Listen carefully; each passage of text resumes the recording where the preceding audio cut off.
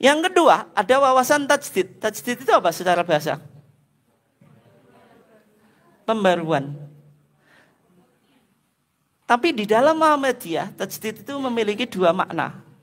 Yang pertama, purifikasi. Yang kedua, dinamisasi. Yang pertama apa? Purifikasi. Yang kedua, dinamisasi. Purifikasi itu artinya apa? Mengembalikan ajaran agama sesuai apa yang diajarkan oleh Rasulullah. Dilakukan oleh Muhammadiyah di dua bidang. Yang pertama akidah, yang kedua ibadah. Itu sifat tajdidnya apa? Purifikasi. Akidah berkaitan dengan keyakinan, ibadah berkaitan dengan ritual. Yang kedua maknanya dinamisasi. Dinamisasi itu apa?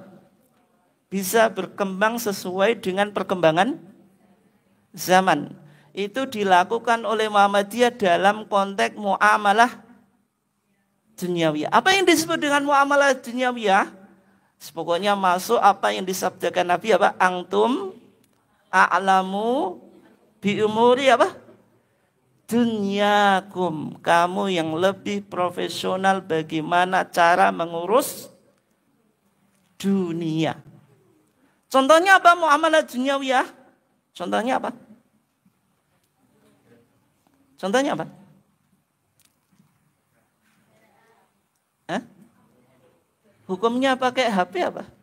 Internet. Boleh atau enggak itu? Enggak, maksudnya pakai HP itu loh, di zaman Nabi ada. Hah? Kalau jenengan pakai HP itu ikut siapa itu? Ikut siapa? Ikuti zaman ya? Oh, gitu. Oke ya. Itu yang disebut apa? Muamalah duniawiyah. Next. Oke. Kita coba lihat, kita awali dulu. Tajdid dalam arti purifikasi dilakukan oleh Muhammadiyah dalam bidang akidah. Di dalam Muhammadiyah, akidah itu harus terhindar dari penyakit yang diistilahkan TBCS. TBCS itu apa? T-nya takhayul, bid'ah, khurafat. Tapi dulu ejaan lama itu kan CH, curafat. Sekarang kan apa? Pakai K ya. S-nya apa? Syirik.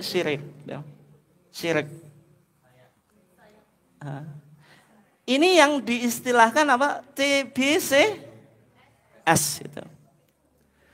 Penyakit akidah itu diawali dari takhayul. Takhayul itu dari bahasa Arab itu. Khayal. Takhayyala ya takhayyalu. Takhayyulan. Itu artinya apa? Berhayal. Contohnya apa? Kalau kita kejatuhan cecak itu, kejeblokan cecak, itu tandanya apa?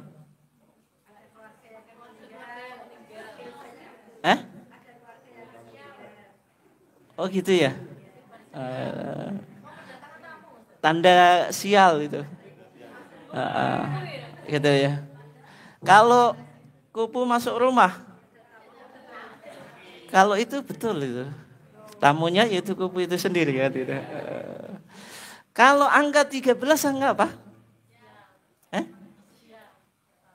Angka sial ya? Angka 13, angka apa? Sial, unlucky number. Angka apa? Angka tidak hoki gitu. Gitu. Nah ya, sehingga kadang-kadang di hotel itu dari kamar 12, 14. Di pesawat itu dari kursi 12 ya, 14 gitu. Kenapa? Kalau nanti ada angka 13, potensi hotelnya nggak ada tamunya, nggak ada pengunjungnya, pesawatnya bisa jatuh gitu. Tapi sebenarnya Muhammadiyah sudah menepis ini. Bahwasanya mitos kesialan angka 13 itu tidak betul. Dibuktikan dengan apa? Jumlah pimpinan Muhammadiyah jumlahnya berapa? Jadi setiap putusan yang diputuskan di Muhammadiyah itu kan kolektif kolegial kan, melibatkan pimpinan 13. Berarti kebijakannya dihasilkan dari kebijakan yang mana angkanya sial kan gitu. Tapi betul atau enggak? Tidak, Muhammadiyah malah mencerahkan kan gitu. Sekarang sudah level go internasional kan gitu. Itu menunjukkan Muhammadiyah sudah menepis mitos angka 13. Sehingga orang Muhammadiyah nggak percaya terhadap tadi takhayul.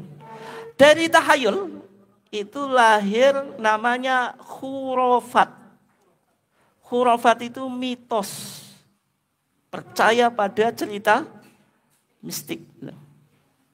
Bagi masyarakat yang hidup di samping laut selatan, ada mitos apa? Nyi Roro Kidul gitu. Nyi Roro Kidul.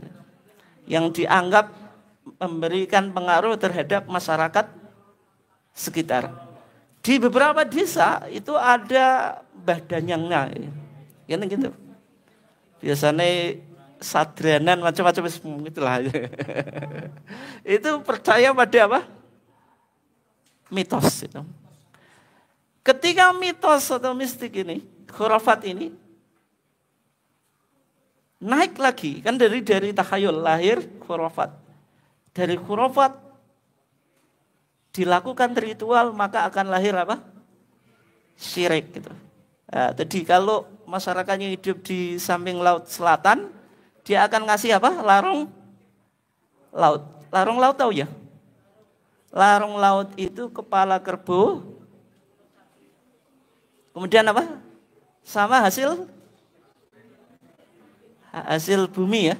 Ada tomat, ada lombok dan seterusnya. Kemudian ditaruh kayak gedean gitu. Kemudian dihanyutkan ke laut. Tujuannya apa? Tolak balak ngalap berkah. Gitu. Kata-kata semacam itu biasanya mengarah ke situ ya. Secara umum. Tolak balak ngalap berkah itu biasanya erat hubungannya dengan mitos atau khurafat. Ketika nanti memintanya selain Allah, terjerumus kepada kesyirikan. Oke ya. Sehingga tajdid di Muhammadiyah membebaskan bagaimana penyakit akidah ini hilang dari keyakinan umat Islam. Kemudian yang kedua, tajdid dalam arti pemurnian itu dilakukan oleh Muhammadiyah dalam bidang ibadah. Sehingga ibadah di dalam Muhammadiyah itu sangat berhati-hati. Sangat apa? Berhati-hati. Mencoba mengikuti praktik ibadah sebagaimana yang dilakukan oleh Rasulullah SAW. Contohnya, ini kita saja yang jenengan backgroundnya nggak Muhammadiyah nggak apa-apa, biasa saja gitu. Iya, nggak usah tersinggung gitu. Nanti kalau nggak terima ya bisa biasa saja gitu. Kita kan kalau di kampus itu kan forumnya apa? Forum intelektual, diskusi gitu ya. Misalnya, kenapa kok di Muhammadiyah itu dalam sholat ketika baca sholawat itu tidak pakai sayyidina. Padahal secara umum di masyarakat Allahumma sholli ala Muhammad wa ala ali Muhammad.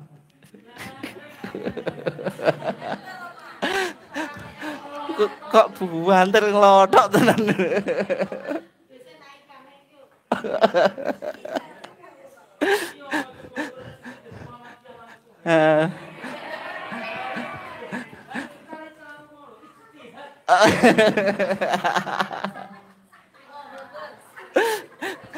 Enggak, yang pakai Sayyidina berapa persen ini? Coba angkat tangannya. 1, 2, 3. Sayyidina, enggak apa-apa. Halo. Hah? Oh.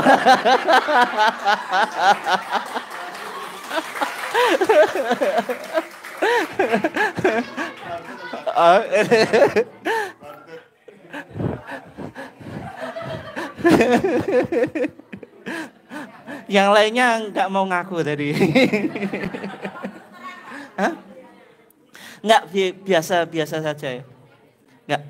Nggak, kenapa kok di Muhammadiyah misalnya dalam bacaan sholawat kepada Nabi pada saat apa?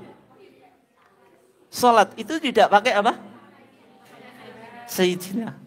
Padahal kalau kita pendekatannya nanti yang disebut dengan burhani. Burhani itu pendekatan apa? Akal. Ketika pakai Sayyidina, lebih menghormati Nabi atau enggak? Lebih atau enggak? Lebih. Masa menyebut Nabi kok namanya langsung itu namanya jangkar. Namanya apa? Jangkar. Enggak punya etika, enggak punya sopan santun itu.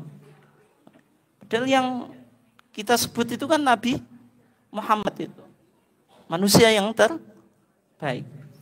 Tapi di dalam HPT kita, ketika mengajarkan sholawat kepada Nabi, nanti bisa dicek ya. Di Kitabus Sholah.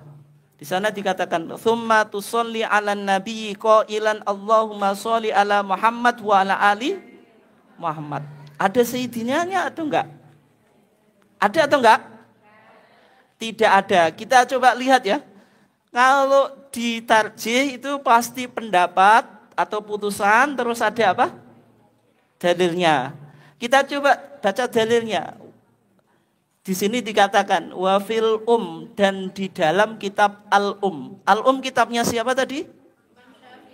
Imam Syafi'i. An Ka'ab ibn Ujrah, dari sahabat Ka'ab ibn Ujrah. Ani Nabi sallallahu alaihi wasallam annahu kana yaqulu fis shalah Allahumma sholli ala Muhammad wa ala ali Muhammad. Ada sayyidinanya? Ada atau enggak? Tidak ada. Kitabnya siapa? Kitabnya siapa? Imam Syafi'i. Berarti Imam Syafi'i kalau sholat itu baca sholawatnya pakai sayyidina atau enggak? Hah? Baca atau enggak? Hah? Ya maksudnya loh, di kitab Al-Um ini loh kitabnya. Ada sayyidinanya atau enggak? Tidak ada. Gitu.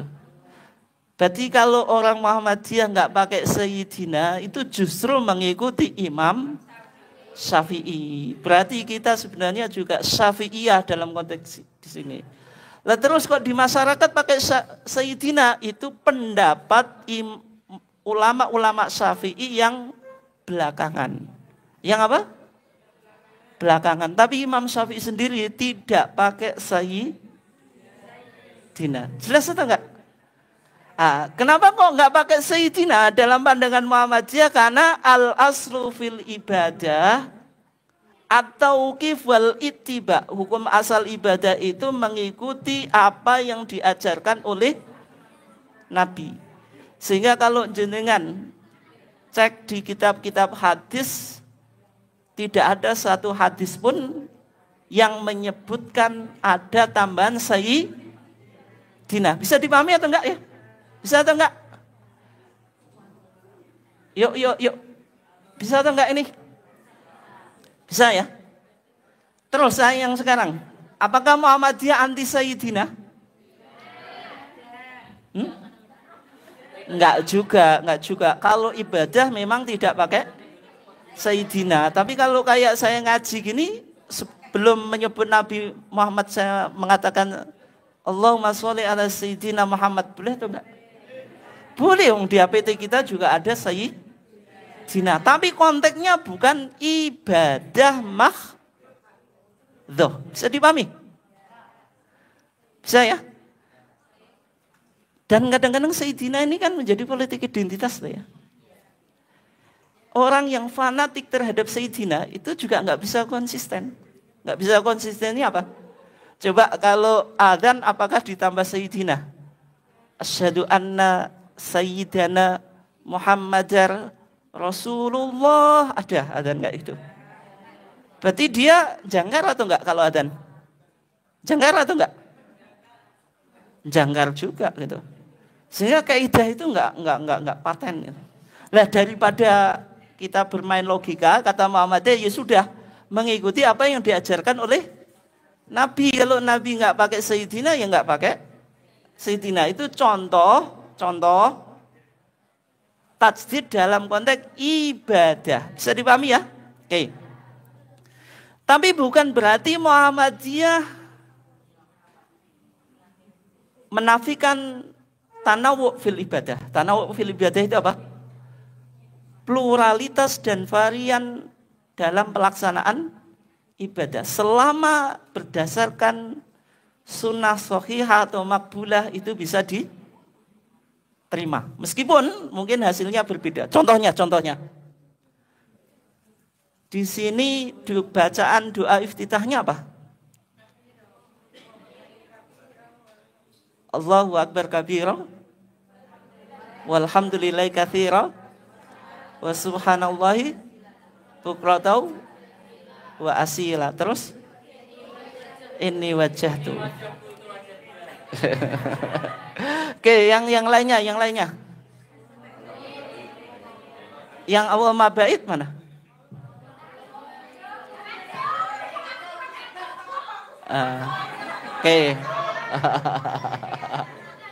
Oke, berarti ada Allahu Akbar kabira.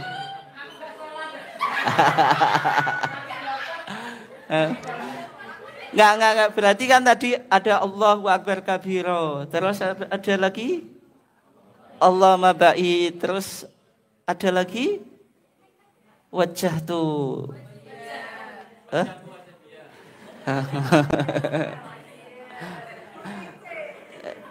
Itu ya. Kenapa?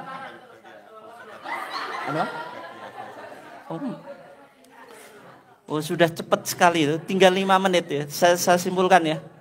Tadi kan ada Allahu Akbar kabir. Itu hadisnya sahih. Riwayat Imam Turmudi dari sahabat Abdullah ibn Umar. Yang kedua, Allahumma ba'id, itu hadisnya juga sahih. Muttafaqun alaih an Abi Hurairah. Riwayat Imam Bukhari dan Imam Muslim dari Abu Hurairah. Wajjahtu wajhiya. Tapi enggak ada ininya, kemudian dibaca lengkap. Tidak sampai wa ana minal muslimin, tapi wa astaghfiruka wa atubu ilaik. Itu jenengan enggak mungkin hafal itu. Paling ya hafalnya sampai enggak, paling ya cuma wa ana minal muslimin gitu. Itu sahih. Rawahu Muslimun an Ali bin Abi Thalib. Riwayat Muslim dari Ali bin Abi Thalib. Jadi kalau di Muhammadiyah tiga-tiganya boleh dipakai itu. Boleh dipakai, tapi mohon maaf. Cumanya di Muhammadiyah belum mengenal apa yang sampean lakukan tadi. Menggabung dua doa iftitah, yaitu Allahu Akbar kabira digabung sama dengan ini wajah itu menggabungkan dua riwayat hadis. Itu hadisnya 2, cumanya digabungkan menjadi 1. Yang wajahtunya itu dikutip setengah, tidak diselesaikan itu. Ya, sampai astaghfiruka wa atubu ilaik. Tapi bukan berarti itu bid'ah. Saya enggak mengatakan bid'ah loh. Cuma ya kalau Muhammadiyah hati-hati gitu loh. Sehingga kalau Muhammadiyah pakai Allahu Akbar kabira ya cukup Allahu Akbar kabira walhamdulillahi katsira wa subhanallahi bukratan wa asila, sudah gitu. Wajah itu wajia terus sampai astaghfiruka wa atubu ilaik gitu. Itu ya. Atau Allahumma ba'id. Kenapa? Kalau yang pakai apa? Kalau kita lihat kan di HPT kita kan panjang itu yang wajah itu kan. Kalau jenengan kan tadi wa ana minal muslimin wa ana awalul muslimin wa ana minal muslimin. Itu masih ada Allahumma antal maliku la ilaha illa anta rabbi wa ana abduka dzalamtu nafsi wa ataraftu bidzanbi dan seterusnya itu. Sampai apa? Astaghfiruka wa atubu ilaik itu. Itu yang ada di dalam HPT di Muhammadiyah. Terus belum saya tutup gitu. Itu contoh tajdid dalam arti apa? Pemurnian.